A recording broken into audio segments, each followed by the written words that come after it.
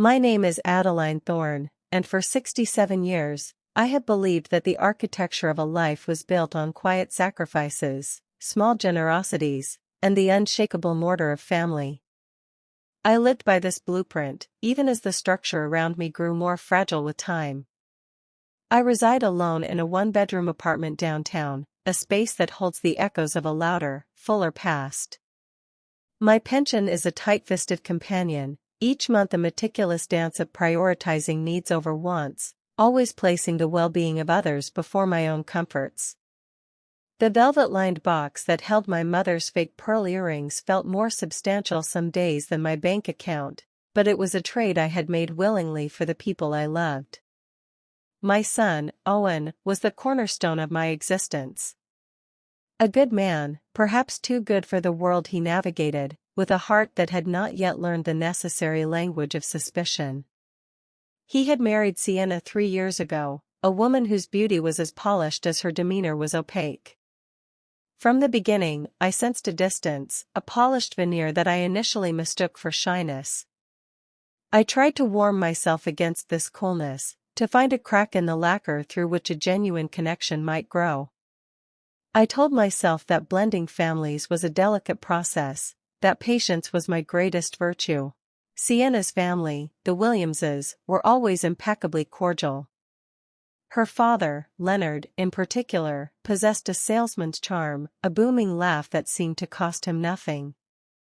But behind the cordiality, in the fleeting moments when his smile dropped before he could raise it again, I saw something else, a calculating sharpness that never quite aligned with his stories of perpetual struggle. They were masters of the subtle lament, weaving tales of financial woe into casual conversation. A looming rent payment, an unexpected medical bill, a car repair that threatened to cripple them. And my son, with his kind heart, and I, with my maternal desire for harmony, became their reluctant patrons. We gave not from abundance, but from a shared, foolish belief in their narrative of misfortune. The day the world tilted on its axis began with a sliver of hopeful normalcy. Owen was taking me to visit the Williamses for a Saturday lunch. The morning sun streamed through my kitchen window, illuminating the dust motes dancing over the cracked linoleum. I went through my ritual with the savings jar, a ceramic owl with a somber expression. I tipped it onto the table, the coins and worn bills spilling out like a confession of poverty. I counted it twice, my knuckles aching with a familiar arthritis. $43. A king's ransom to me, a pittance to most. I allocated 20 for a cake, a peace offering and a symbol of my effort. The rest would have to stretch for my weekly groceries and the prescription refills I'd been postponing. I dressed with care in my Sunday best, a simple, navy blue dress I'd owned for a decade, its fabric softened by countless washes. I applied a faint dusting of powder to my face, a small defiance against the wrinkles that mapped my years. The pearl earrings, my one vanity, went on last, their weight a comforting reminder of my mother's love. Owen arrived precisely on time. He was a man of routines and responsibilities, a quality I had instilled in him. But as I settled into the passenger seat of his sensible sedan, I noticed the new tension etched around his eyes. "Everything all right, sweetheart?" I asked, my hand briefly covering his on the gear shift. "Just work, Mom," he said, offering a smile that didn't reach his eyes. "Big project, tight deadline." The usual. He was a terrible liar, always had been. There was a heaviness to him that spoke of more than office stress. He spoke of inconsequential things, a new coffee machine in the break room, a traffic detour, but carefully avoided any mention of Sienna or her family. The air in the car was thick with his unspoken worries. When we neared their neighborhood, a perfectly pleasant, middle-class enclave of well-kept lawns and two-story homes, I asked him to stop at the local grocery store, Green Valley Market. "I'll just be a moment," I said. "I want to pick up something fresh for dessert." "I can come with you," he offered. No.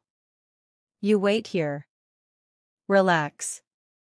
I needed a moment alone, a buffer between the quiet anxiety of the car and the performative warmth of the Williams household.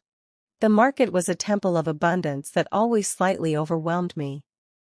I made my way to the in-store bakery, a place that smelled of sugar and yeast, of celebrations I could seldom afford. I bypassed the elaborate, fondant-covered creations and chose a simple vanilla-frosted sheet cake. It was humble, but it was something. At $18, it was $2 under my budget, a small victory that felt like a blessing. The checkout lines were long. I ended up in the lane of an older cashier, a man with a kind, weathered face and a name tag that read Eli. He moved with the slow, practiced efficiency of someone who had seen decades of customers come and go. He scanned my cake, his movements gentle. "That'll be $18.12, ma'am," he said, his voice a soft rumble. I fumbled in my purse, my cheeks flushing with a familiar heat. I pulled out my bank card first, a futile gesture of hope. The machine beeped its rejection, a sharp, judgmental sound. Eli's eyes met mine, and in them, I saw not impatience, but a quiet understanding. "No worries," he murmured. "Happens to the best of us." I nodded, grateful, and pulled out my envelope of cash. I began to count out the bills, my hands trembling slightly. A 20. I would need change. As I laid the bill on the conveyor, Eli's gaze fell upon the name on my rejected card, which I had yet to put away.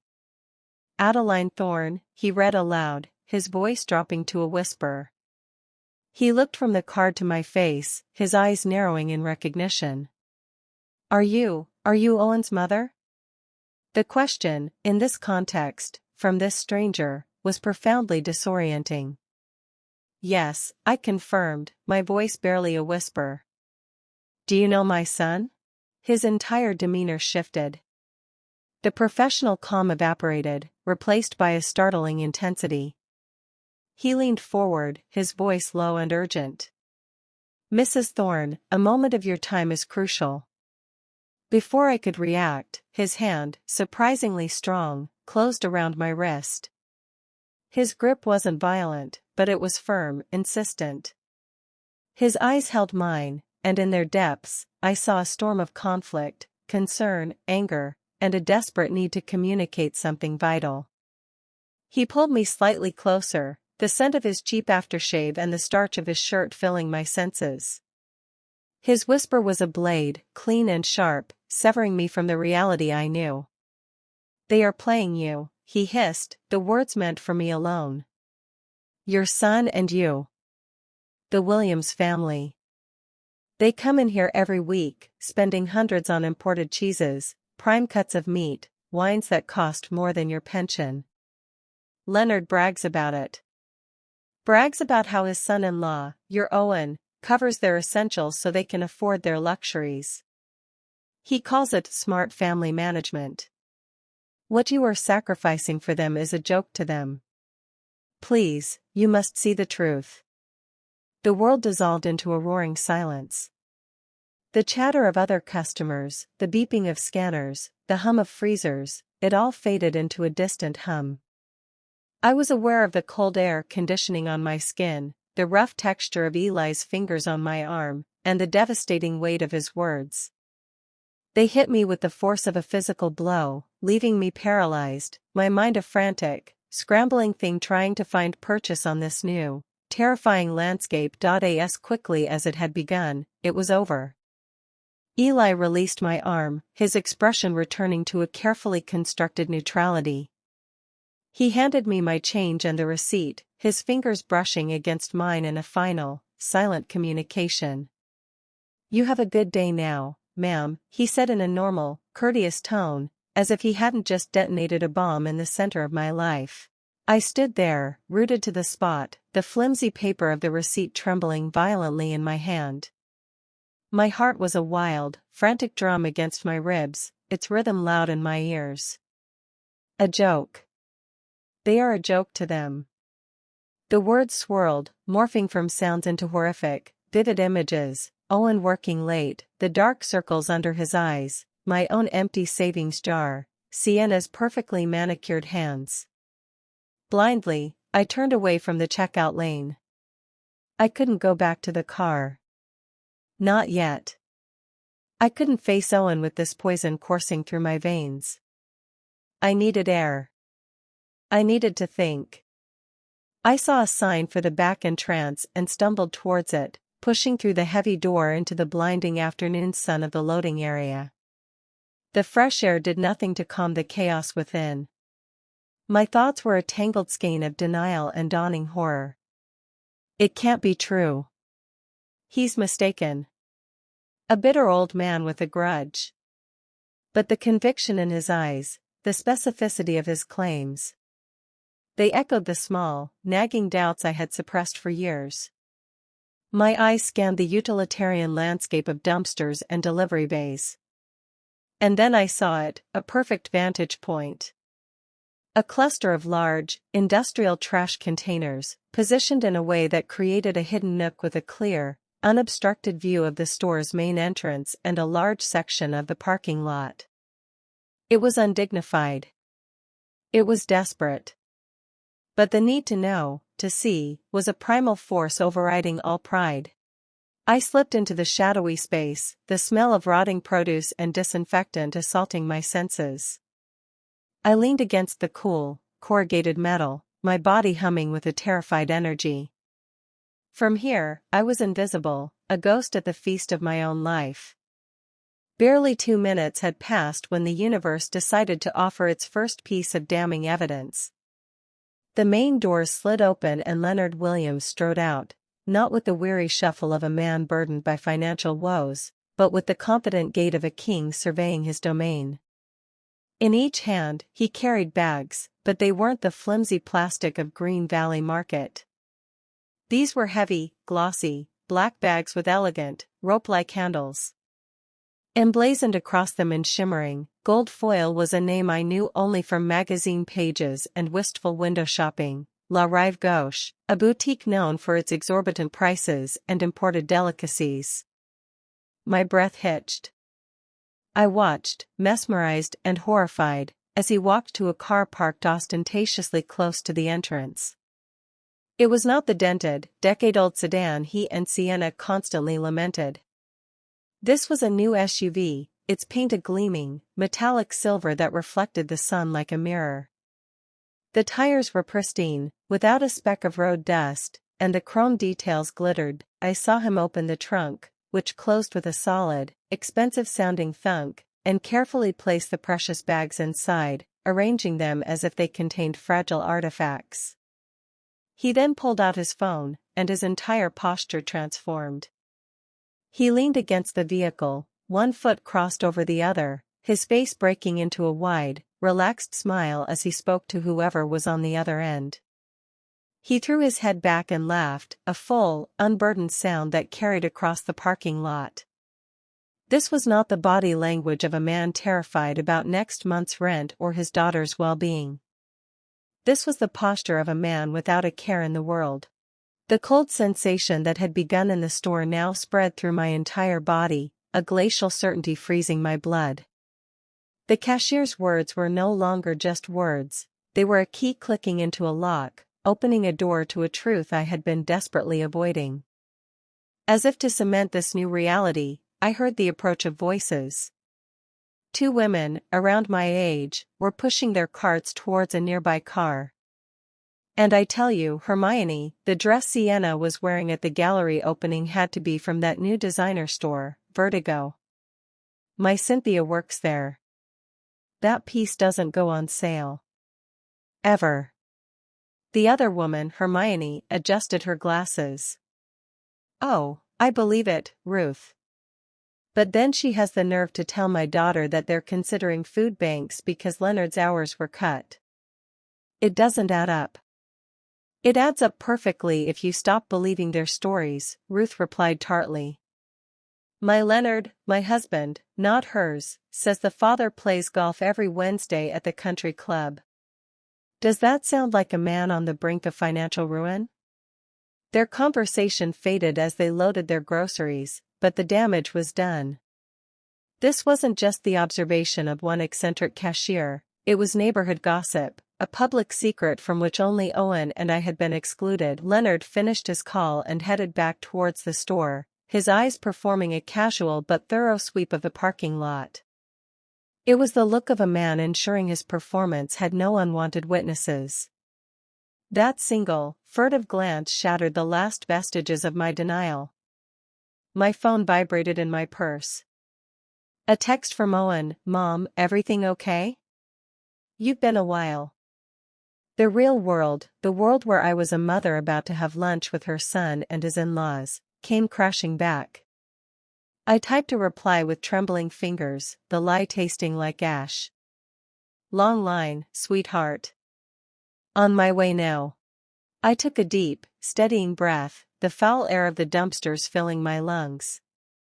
I had to go back. I had to sit through this lunch, smile, and make pleasant conversation, all while the walls of their beautiful lie were beginning to crumble around me. I had to look my son in the eye and not scream the truth. The game had changed, and I was now a player on a field I had never known existed. Walking back to the car felt like crossing a great chasm. Every step was heavy, laden with the weight of my new knowledge. Owen looked up from his phone as I approached, his face softening with relief. "There you are, get everything?" he asked, his voice warm and trusting. "Yes," I managed, sliding into the passenger seat and placing the cake box on my lap like a shield. "Just a cake." "You look a little pale, Mom. You feeling all right?" "Just the stuffy air in the store," I lied, forcing a smile. "I'm fine."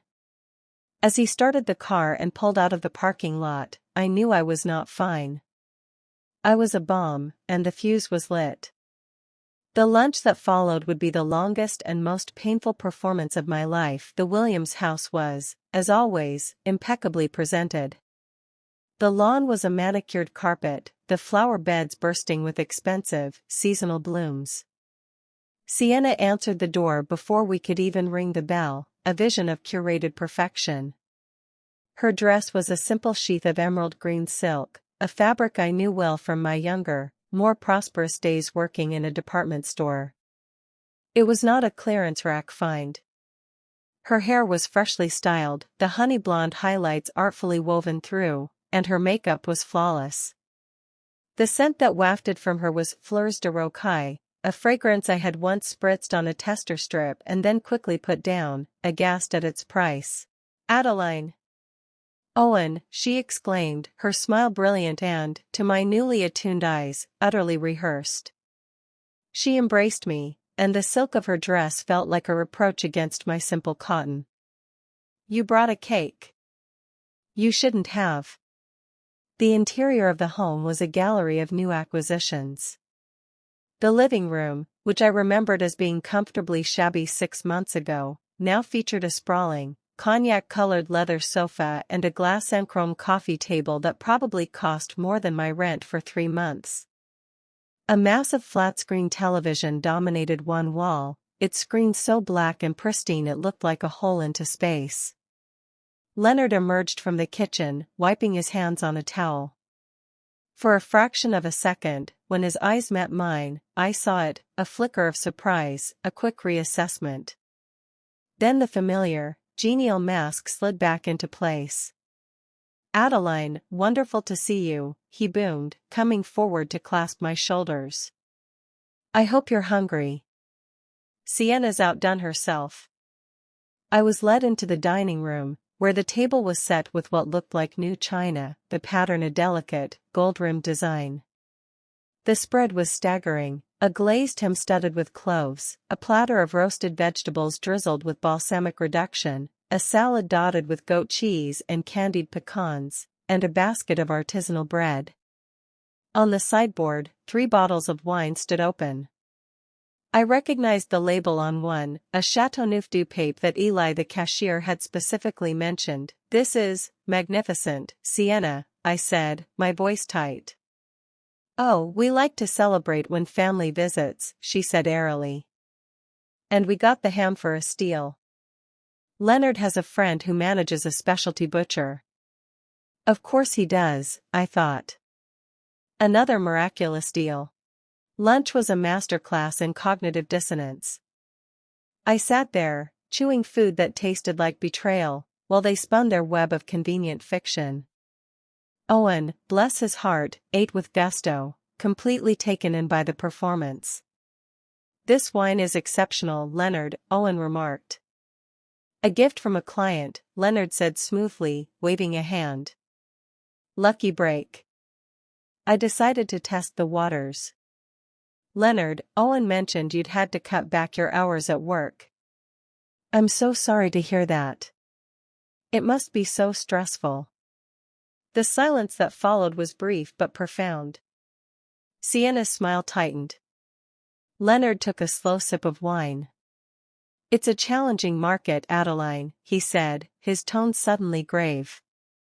"But we're managing. Family pulls together in times like these." He looked pointedly at Owen. "We're very grateful for the support." The hypocrisy was so thick I could barely breathe. I watched Sienna's phone light up repeatedly on the table beside her. Each time, she would glance at it and a small, secretive smile would play on her lips before she dismissed the notification. After the meal, Leonard offered the grand tour of the little improvements they'd made. Each room was another piece of evidence. New flooring here, a renovated bathroom there. In their master bedroom, my heart sank. Tucked partly under the bed, as if hastily hidden, were shopping bags from high-end department stores. I caught a glimpse of a price tag on a shoebox, $4.50. "Sienna does love her shopping," Leonard said with a forced chuckle, quickly steering me out of the room. "Finds the most amazing sales." It was then that my phone, tucked in my dress pocket, vibrated with a new kind of urgency. I excused myself to use the powder room. Locking the door, I leaned against it, my legs weak. The message was from an unknown number, but the first line told me all I needed to know. "Mrs. Thorne, it's Eli, from the market.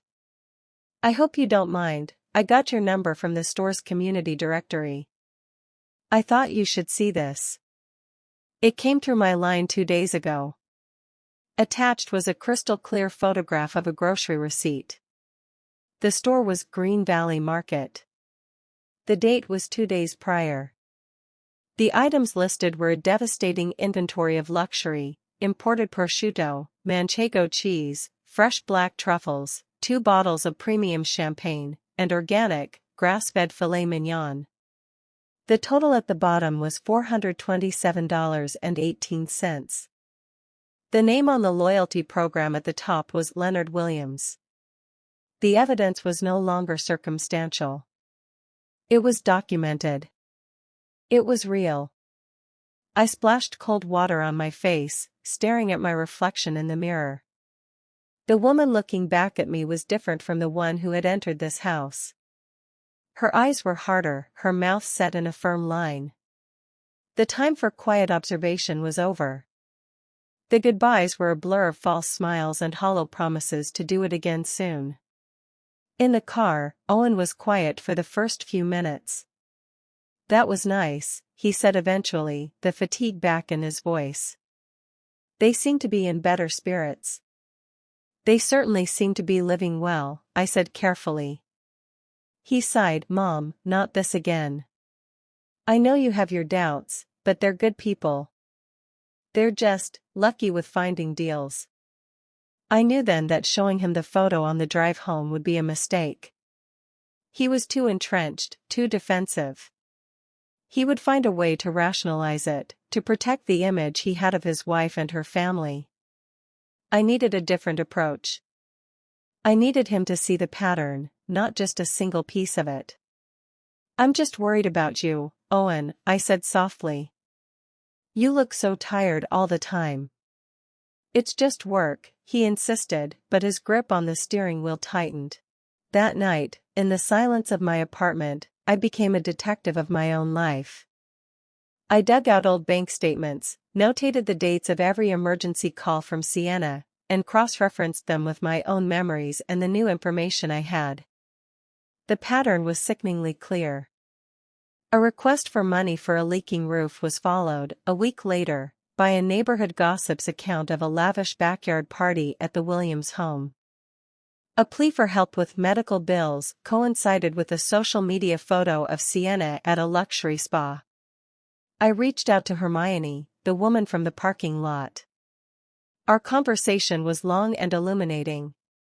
She confirmed everything and added more details: the country club membership, the new patio furniture, the weekly housekeeper.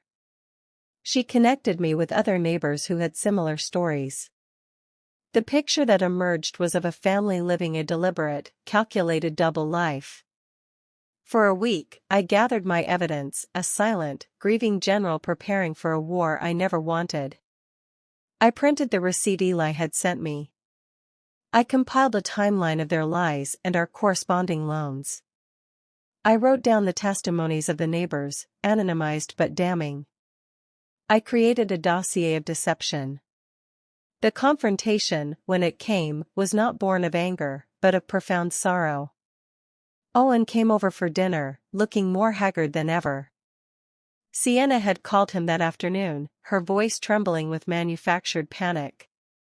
Leonard needed a minor, urgent surgical procedure. The insurance wouldn't cover it all. They needed $2,000 by the end of the week. "I don't know how I'm going to swing it, Mom," he confessed, his head in his hands. "I've already taken out a small loan against my car." That was the final straw. The image of my son, indenturing himself for a lie, broke me. "Owen," I said, my voice calm but firm. "I need you to look at something. And I need you to promise me you'll look at all of it before you say a word." I placed the folder on the kitchen table between us. I watched his face as he went through it page by page. The initial confusion, the flicker of denial, the dawning horror, and finally, the crushing, devastating understanding. When he looked up at me, his eyes were filled with tears of betrayal and a deep, shattering shame. How long?" he whispered, his voice raw. "A long time, son. A very long time." The conversation that followed lasted deep into the night. There was anger, yes, but mostly there was grief, for the trust broken, for the years wasted, for the love that had never been real. He went home that night armed with the truth. His confrontation with Sienna was, by his account, even uglier than I had imagined. She moved through the classic stages of a caught manipulator: denial, deflection, rage, and finally, when faced with the irrefutable evidence, a cold, unrepentant admission. It was just money, she had reportedly said, her voice devoid of any emotion. "You had it.